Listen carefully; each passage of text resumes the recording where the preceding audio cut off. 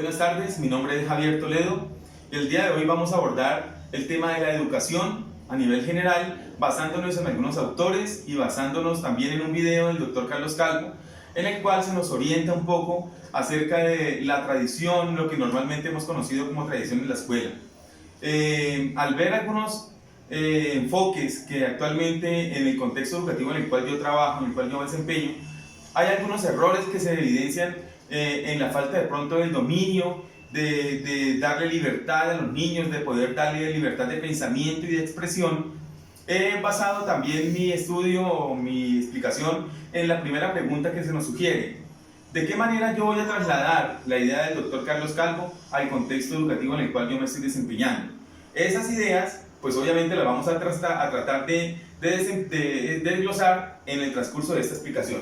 En primer lugar, vamos a mirar el escenario educativo que nos plantea Carlos Calvo, que es la escuela y la educación. En primer lugar, la escuela, como bien dice aquí la figura, nos está prohibiendo, la escuela tradicional prohíbe que el estudiante tenga un pensamiento libre, que se haga preguntas para encontrar finalmente las respuestas por él mismo, u orientados también por alguien.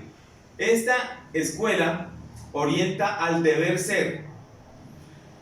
Es una forma sistemática de aprender que no estimula ni propende al caos. Ese caos que es necesario a veces para poder aprender más.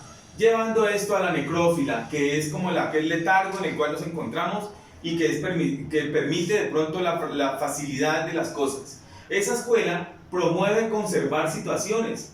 ¿Cuáles situaciones? Por ejemplo, la memoria, el castigo y la represión, que más parece un hospital y una cárcel que una institución educativa. Rechaza situaciones de cambio, finalmente rechazando al buen maestro. Esta escuela, propone Carlos Calvo, necesita desescolarizarse, quitar la parte de escuela, justamente, de esa escuela que trata de procurar llevar siempre lo mismo, no propende al cambio ni a cosas nuevas. Esta escuela propende los procesos inconscientes más que aquellos conscientes. Y por otro lado tenemos la educación, donde más que el deber es el poder expresarse, promueve cambios, en lugar de buscar lo no aprendido, es encontrar lo que cree haber aprendido el estudiante para que sirva como palanca, y una palanca donde pueda aprender. Por eso colocamos ahí palanca de aprendizaje, donde valen los errores, aquellos errores de los cuales aprendemos. En esta parte de la educación, las complejidades no abruman.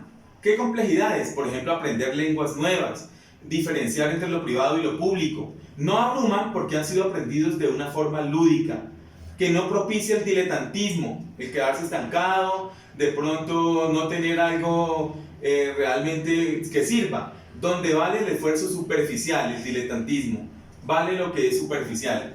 Esta complejidad que no abruma al estudiante propicia el caos, quiere decir que el estudiante entra de pronto en conflictos internos y puede resolver problemas, aprender a resolver problemas de manera individual. Genera curiosidad, cambio e utópica, realidades que finalmente conllevan al orden, y aquí en la figura que muestro al final, propende a que el estudiante también se arriesgue a saltar de un lado a un lado desconocido que no ha sido de pronto abordado por él. Vamos a pasar al segundo pensamiento de Mayhew, en el cual se nos plantea al ser humano creado, como fue creado por el doctor Frankenstein, que ha sido creado porque él cree que el ser humano no sabe nada, por eso debe estar creándolo constantemente. Este ser humano planteado por Mayhew es un ser humano sometido, que recibe instrucciones, que es hecho de retazos, como muchas veces nuestra educación lo es. Hecho de retazos por pensamientos ya realizados por otros. Este ser humano debe recibir una educación que no limite, sino que libere, porque esa es la finalidad de la educación, liberar la mente. El niño, el ser humano es visto como un niño que debe ser guiado por otro adulto y siempre necesitará de otra persona que le diga cómo hacer las cosas. Es semejante el pensamiento que se nos ve o que vemos en Geppetto cuando creó a Pinocho a su forma. Por otro lado, vemos el pensamiento de Aguilar, donde se nos plantea la resiliencia educativa, una resiliencia que no es resistir simplemente, sino que es una parte de superar las cosas negativas que se han vivido.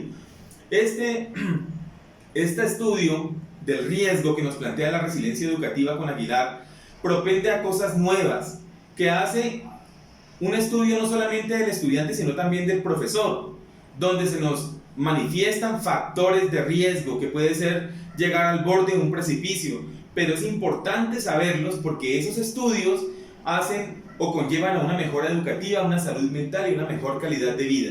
El estudio aquí no es algo que realmente sea poco significativo, sino que conlleva a ser una cura de todo aquello que normalmente hemos visto en la tradición. Finalmente, en esta parte de la explicación, puedo decir que de qué manera voy a responder la primera pregunta que me hice en la introducción. La pregunta a cómo llevar el pensamiento del doctor Carlos Calvo al contexto educativo en el cual yo me desempeño. He planteado dos maneras. La primera es siendo el buen ejemplo de maestro que da a los estudiantes la oportunidad de equivocarse, que da la posibilidad de que el estudiante cometa errores, que haga preguntas y que indague en su pensamiento la pregunta. Eso es la primera parte. La segunda es poder, cada vez que se hagan reuniones con los colegas, con los docentes, otros docentes de la institución, se puedan llevar un video donde se plantee y se motive al profesor a que haga esa pregunta general. ¿Qué hago yo para que esto sea mejor? Para evitar la tradición que nos lleva a perder el pensamiento y a perder, obviamente, la libertad de pensar. Por eso esas dos cosas son las que yo considero importantes para poder trasladar el pensamiento del doctor Carlos Calvo. Como conclusión, vamos a decir tres cositas. La primera, que para lograr superar esos limitantes que nos ha dejado de pronto la escuela tradicional, se nos está planteando desescolarizar la escuela, que es algo importante que el doctor Calvo nos quiere proponer. También que la educación, lejos de cohibir y castrar el pensamiento, nos debe liberar las mentes, como lo decía Meiriu. Y una forma de superar esos limitantes castradores que ha dejado como secuela la educación tradicional, a medida que lo expliqué con Aguilar, pretende un estudio del riesgo al cual se enfrenta a nuevas posibilidades de cambio. Esos tres conceptos considero yo importantes para poder hacer una conclusión de acuerdo a este tema que hemos planteado sobre la educación. Muchas gracias por su atención. Feliz tarde.